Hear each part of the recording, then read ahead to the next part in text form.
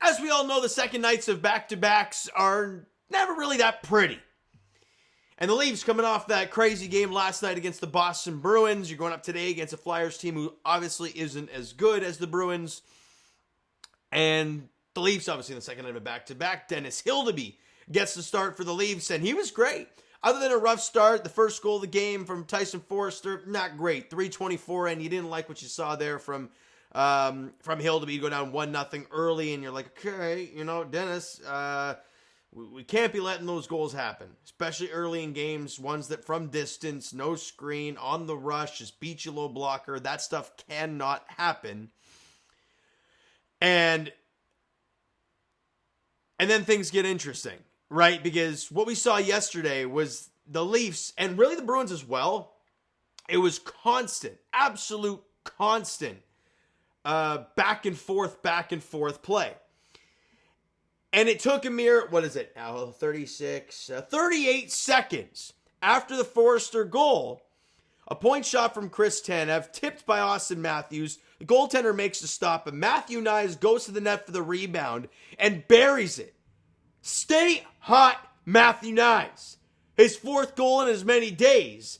15th now on the year. Matthews and Tanev with assists on the goal at 4:02 of the first period. And hey, we're tied at 1 apiece.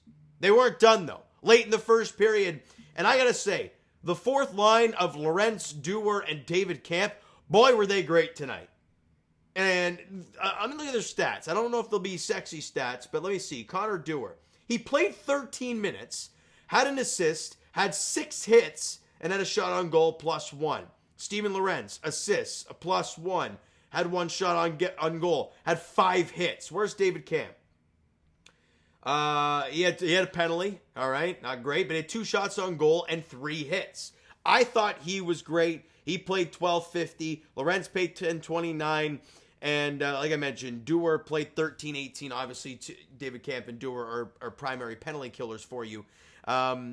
I thought that line was incredible tonight. They looked really good, lots of energy, skating, flying around all over the place, throwing their body into dudes. I thought they really looked good, and they dominated back-to-back shifts, which led to this scramble in front of the net, right? It was a great first 1 or 2 saves from the Fedotov, the goaltender. But then Oliver Ekman-Larsson comes flying in from the point and pulls in Austin Matthews last night with a poke check that just went underneath the arm of Fedotov. And the Leafs now have a 2-1 lead. OEL from Lorenz and Dewar at 18:52 of the first period. You go into the intermission up 2-1. Shots on goal 14-13 in favor of Philly.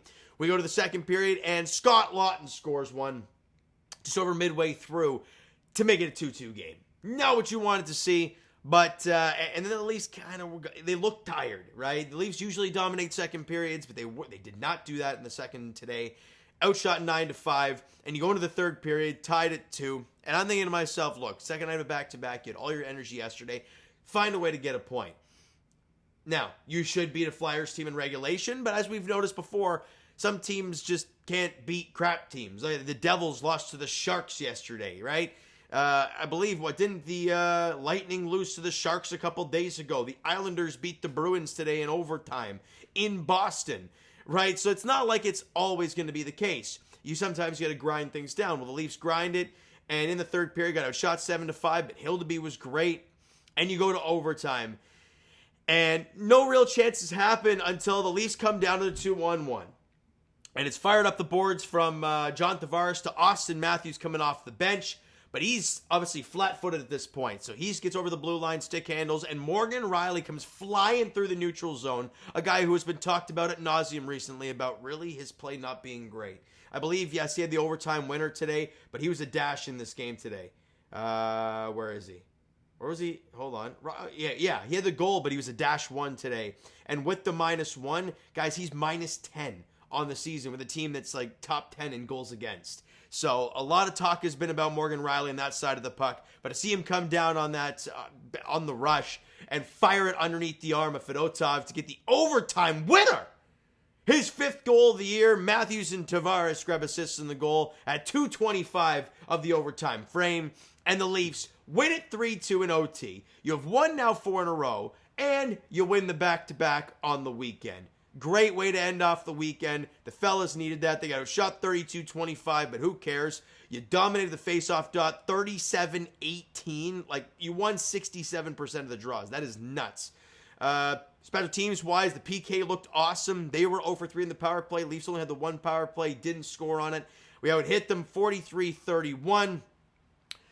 But there's one negative you take away from this game, and that is what happened with Jake McCabe. Obviously, it was a big hit early in the game with him and Garnet Hathaway. And obviously, if you watch the replay of that hit, McCabe kind of looks to see who the hell it was, the freight train that came through. And he sees it's Hathaway. Later on in the first period, Hathaway's going towards the net. He clips Dennis Hildeby, and then McCabe's wires cross. And obviously, they both go down to the ice. And McCabe gives him a couple shots. And one really good one. And then Hathaway gets up, drops the mitts. McCabe shouldn't be fighting Hathaway. And he does, and they both go to the ice. Problem is, looks like Jake McCabe hits his head on the ice. He tries to get... You can see that he's not feeling right, but then he gets to his knees, and he kind of sits there and goes, oh, boy. And obviously, Rielly's right there, so he kind of leans against him, but not good stuff. He leaves the game and doesn't return. And for Leaf fans, don't forget, or don't... Hold on. Yeah, don't forget that earlier this year, remember when Jake McCabe took a puck off the side of the head and he missed, 5 games or so? So it's another head thing in this season for Jake McCabe. So we'll see what happens moving forward. But he was ruled out of the game basically right away, as you should when he looked like that. Hopefully he's okay. Fingers crossed, because we know how dominant he is when he's on the ice with Chris Tanev defensively, how much it changes this D-core. So hopefully he's okay, but we'll see moving forward. Now, to the player stats. As I mentioned, Dennis Hildeby, after the first goal, which wasn't great, he locked in.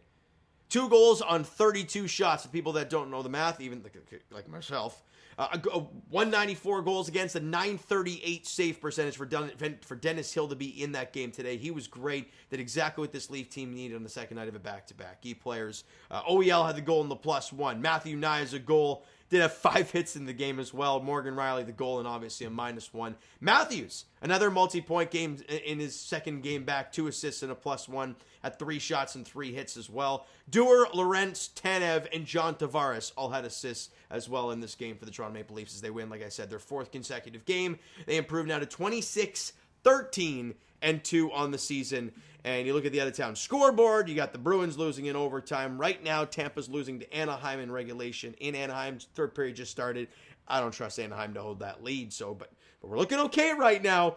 In the Atlantic Division, just got to keep doing our job. And what do they need to do next? Well, they go to Philly. Yes. What is up with this? We played the Islanders like 3 times in a freaking week. Now you play Philly back-to-back in the home and home. Weird stuff. You go to Philly on Tuesday, 7:30 puck drop there. Joseph Woll almost definitely going to be in that for the Toronto Maple Leafs there. And it says the expected goaltender is Urson. Was it Samuel Urson? He's hadn't been great this year. So, again, the Leafs should do a job. They've been pretty good on the road recently. Let's see if they can carry that into Philly on Tuesday at 7:30, right? So, you know what, guys? That's going to do it for this one. If you enjoyed the video and the win today, because, yeah, who wouldn't? Hit that like button to appreciate it. Hit the subscribe button. You guys not done so already. Comment down below your thoughts on the video. Your thoughts on the game. What you like, what you not like from today's game.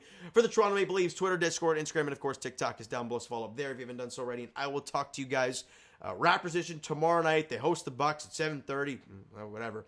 And as for the Leafs, Tuesday night in Philly against the Flyers, 7:30 puck drop there. Thank you so much for listening and watching. Hope you enjoyed the video and the win today. Talk to you guys then.